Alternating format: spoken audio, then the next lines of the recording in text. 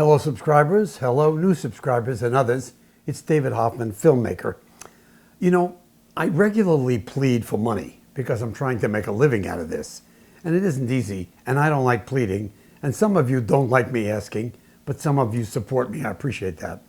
I have a very eclectic group of commentators, of subscribers, of people who generally pay attention to what I'm saying and like to share their own opinions, and I love it. And every once in a while, I get a really unusual person, and such a person is Richard. So I don't know much about Richard, but he starts sending me these images of jewels, diamonds, stuff from China, strange crystals, and I never see his face.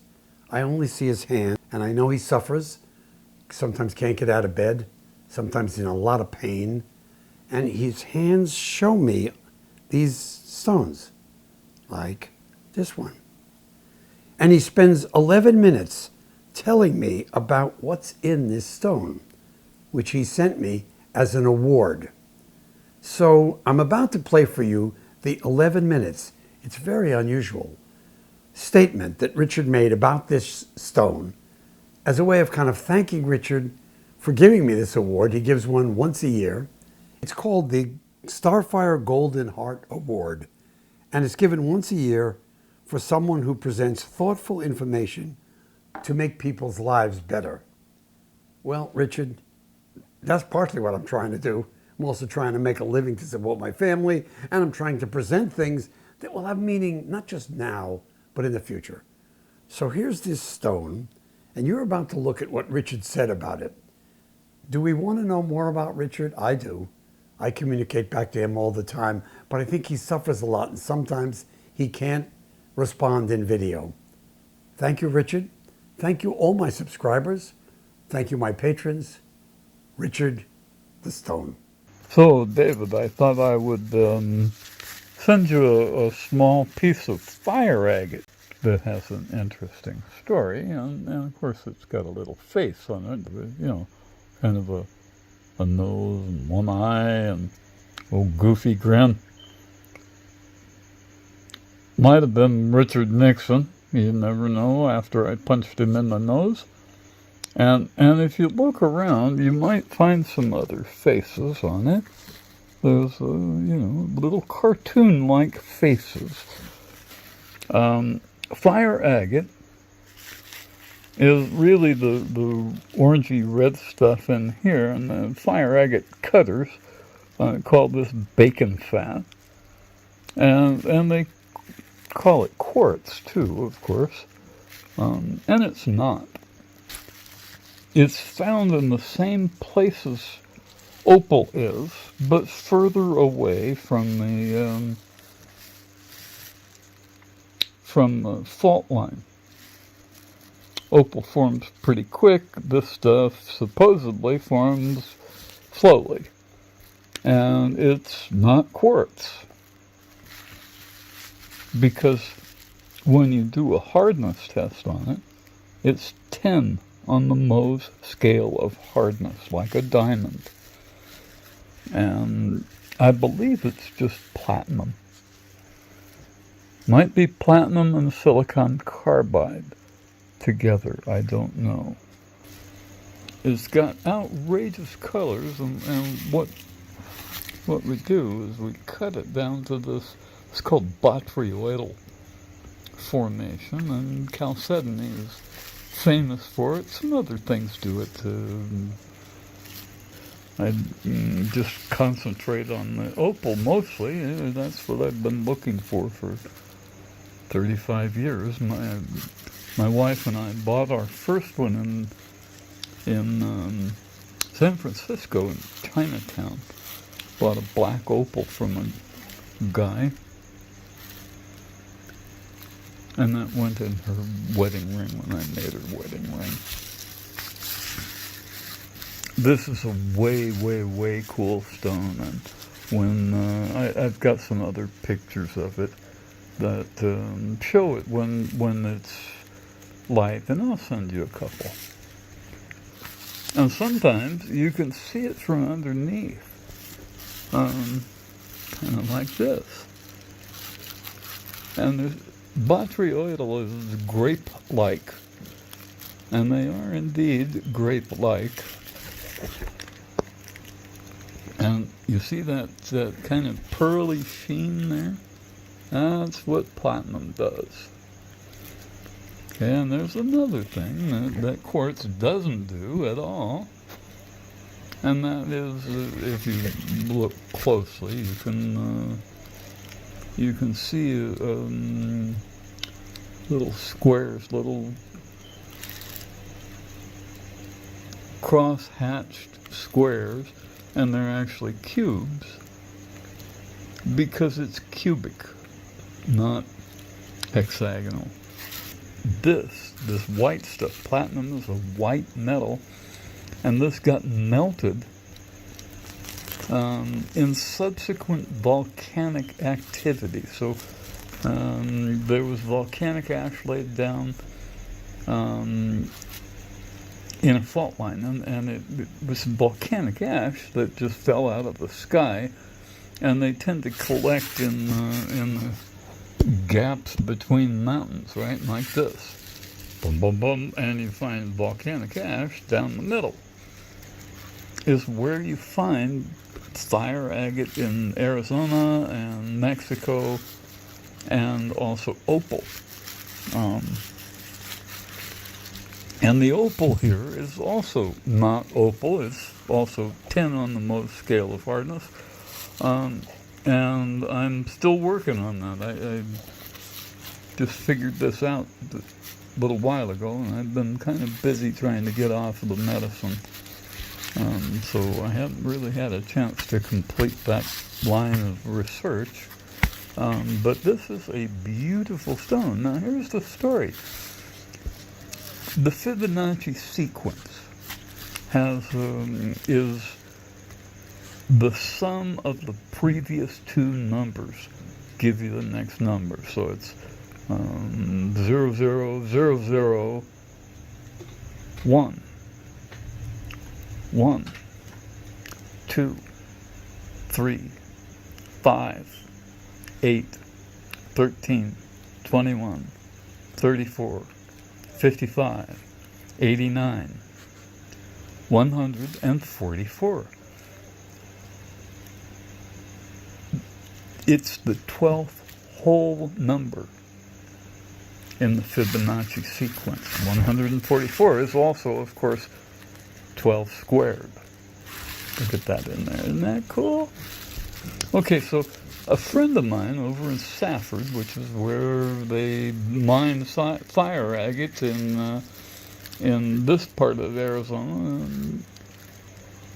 had a little contest, guess the number, right? And so I used 144 for my magic number, right?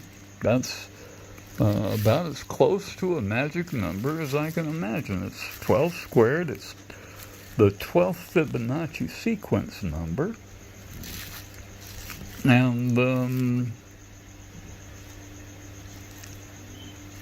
so I put it down. And so this guy picked my number. I don't think he actually did a drawing. I think he just picked a number off of there. And picked me, maybe, because he wanted to send me this rock. I don't know. Anyway, he did send it to me. And, people put those stupid games up all the time. And maybe out of 100 different tries with 144, the magic number, I've won exactly once. So... this is the one. and I thought I'd pass it on to you, bro. It's a beauty, man. It's a beauty. And there's a guy I'm going to introduce you to one day soon. Got one eye and a goofy smile.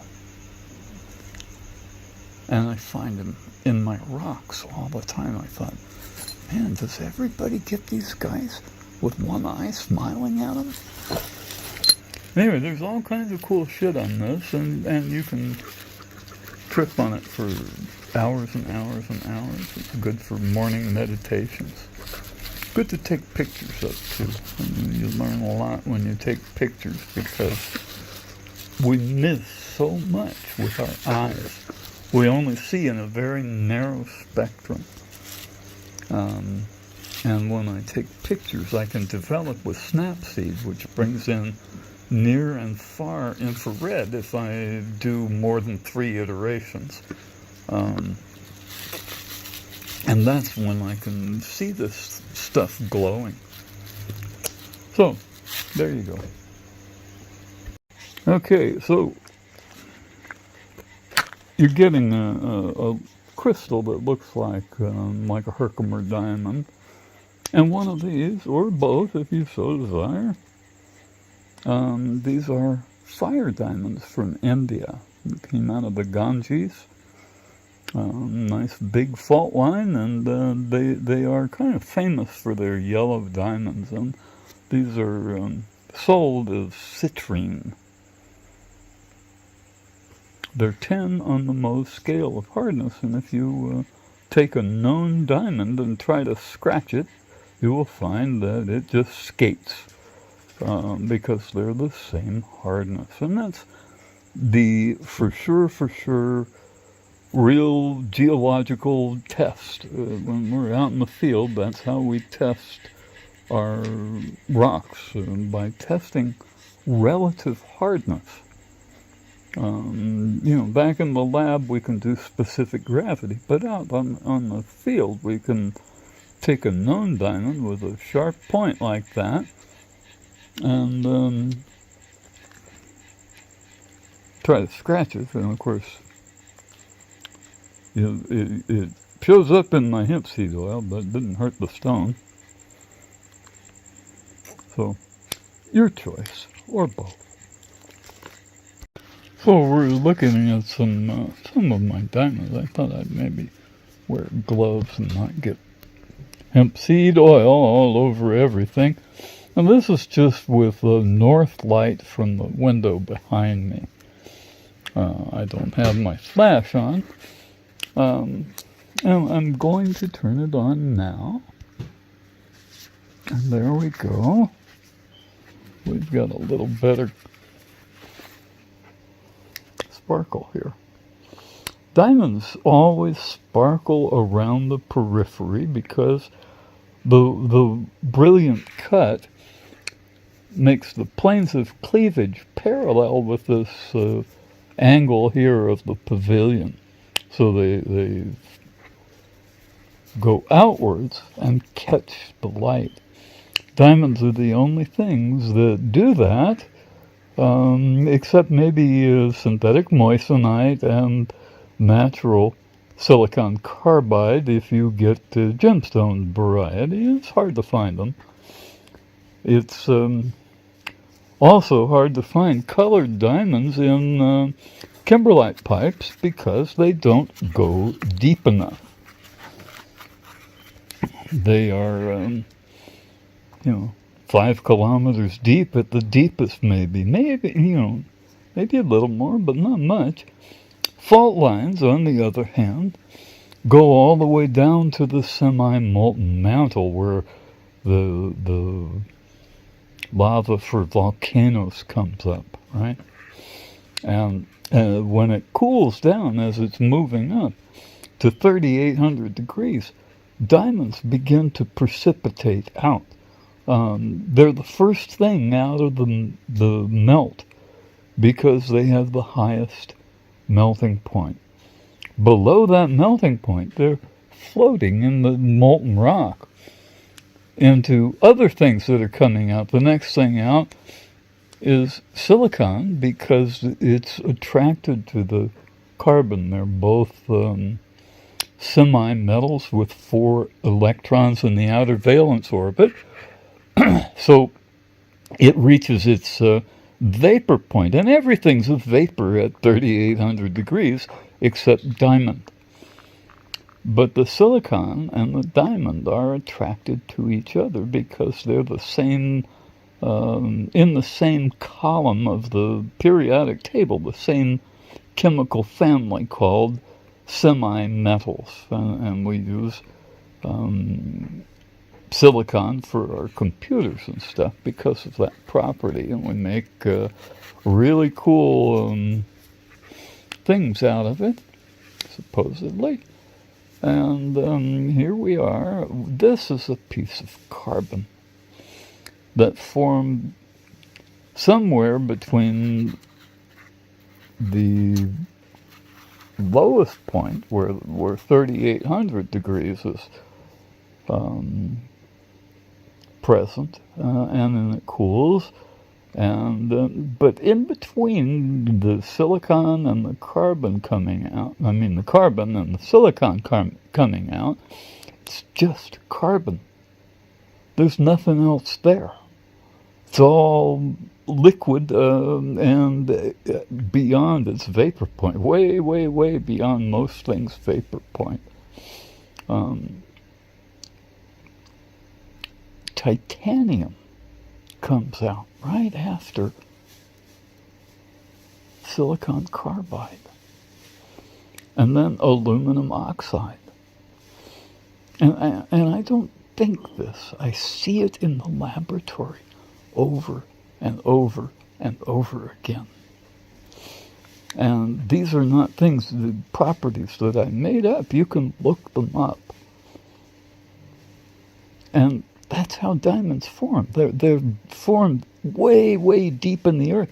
The deeper they form, the closer together the planes of cleavage are, because the unit cell of this carbon crystal is squeezed together more, right?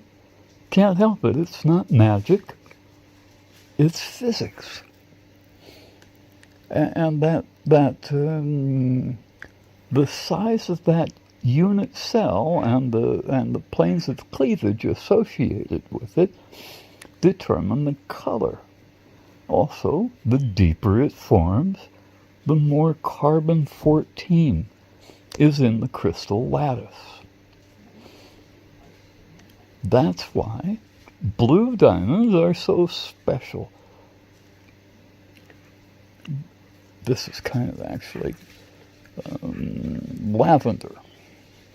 But the secondary colors are blues because it slows the light down and the light red shifts.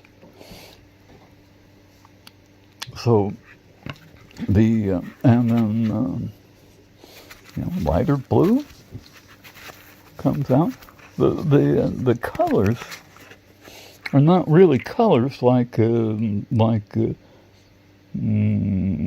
let's see, tanzanite, for instance, blue, right? Dark blue tanzanite has color all the way across the stone. This is just around the periphery, and then you can see down inside of it to the point of the pavilion as though there was nothing in between. Because diamond is so very, very, very clear because it has double covalent bonds, which makes it the hardest mineral on Earth. Silicon carbide also is 10 on the Mohs scale of hardness. There's nothing else in the 10 category. Nothing. Except AUPT, which also forms down there, 10 kilometers down or whatever it is. And so as it comes up, it gets blue and green and yellow. And I've got some really nice orange ones, but not in this batch. And then red. And the GIA would like you to believe that people irradiate these. Well, you know what, man? I might be able to because I work with radioactive isotopes as a physicist. But nobody else can, man. The Cinta Largo tribe in Brazil, where these come from, couldn't possibly do it because they don't know what it is and they don't know what makes color, and it's not the radiation that makes the color. The radiation makes it sparkle bright because it's giving off electrons from the carbon-14. The color is caused by the closeness of those planes of cleavage, and it gets a little bit more and more wider and wider and wider the higher up it forms, right? The cooler the mix goes, and the less pressure there is. And diamonds hold that pressure. What happens with a kimberlite pipe is it's caused by an asteroid strike. Boom! And underneath of there's a cone of compression. And that cone of compression is on minerals in place, minerals that were already solid when that thing hit. And the ones that have a little bit of carbon in them turn into diamonds because everything else is vaporized. And diamonds precipitate out first as any melt starts to precipitate, starts to cool, right? It's not magic. It's physics. It's just simple physics. And carbon is not rare. Kimberlite pipes are rare, but they don't really produce really big diamonds or really good diamonds. Fault lines, every fault line on Earth produces diamonds. Maybe not gemstones, but diamonds and silicon carbide. And I find them in the Gila River. Whoa, fuck. Now we're having fun. In AUPT, this is gold platinum alloy. And the platinum is black in this case. Like a black diamond, it's lacking a neutron. And so it's absorbing energy, trying to become one neutron greater and find stability.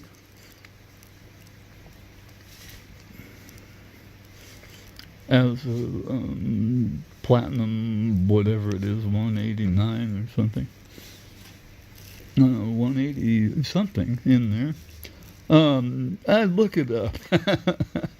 Unless it's something that I work with all the time, like plutonium. And I know that one, Pu-244. And there's some of that in here too. As well as uranium and other things. Platinum has a radioactive isotope, PT-190, and I find that in here. This red stuff is silicon carbide and diamond. I have green ones, red ones, blue ones, because fault lines extend all the way to the semi-molten mantle, and as they come up, they bring this stuff up. Now, AUPT has covalent bonds. It's a covalent metal rather than a metallic metal, because it forms way deep in the earth and it cools slowly. So there it is. That right there weighs about almost 50 pounds. It's really heavy, 25 kilos, I think. Heavier than 50 pounds. My wife, this was the biggest one she could pick up, so we left the other ones, and nobody's bothering them. They think it's road tar. And it's not. Road tar doesn't weigh 50 pounds, man. This is 25, 30 centimeters across, and it's square, right? It's a square because gold and platinum form in the cubic system, actually face-centered cubic, just like diamond. face-centered cubic, hexagonal. So you see both symmetries. You'll see cubic this way, hexagonal another way when you rotate it 90 degrees. And I don't know which one this is because it's too heavy for me to rotate at the moment. I'm crippled. But just my legs, my heart, not my mind. And I've been out looking for rocks for 35 years and studying chemistry and physics all my life because my father was a nuclear physicist. So I got a lot of this stuff while I was growing up. And it makes it a lot easier to figure out when you actually know a few things about science. Like black diamonds, this is a black diamond. Black diamonds have carbon-12 in them. The isotope that we find in graphite up on the surface. But carbon always has some of each. Carbon-12, carbon-13, and carbon-14. Carbon-13 is the stable isotope because that's what diamonds are made out of. And diamonds really, really, truly are forever. Unless you get it up to 3,800 degrees, and that's not easy. It's not even easy getting up to 1768 is what platinum and AuPT melt at. But when there's diamond crystals in there, they act like a heat sink. You can take a diamond and hold it in your hand and drill it, polish it without water. They don't get hot. That's one of the for sure ways of knowing you got a diamond, but the colors around the periphery are good enough for identifying pictures of diamonds. And I buy these on eBay. I think I paid $20, less than $20 for this set here from my friends at Longwen in Kowloon, China. China does not have the De Beers Corporation, and they know that diamonds are not rare and not hard to find. This is one I cut a few years ago when I first started playing with them, and you can see the carbon-14 in this makes it glow in any light. This is a north light, late summer afternoon in Phoenix, Arizona, with the light behind me, and it glows in all lights. It can't help it. That light is stimulating the emission of electrons. That's what beta emissions are. They give off electrons as the neutron, the extra neutron in carbon-14, fissions and gives off the mass of an electron at light speed. And that's what makes diamonds glow.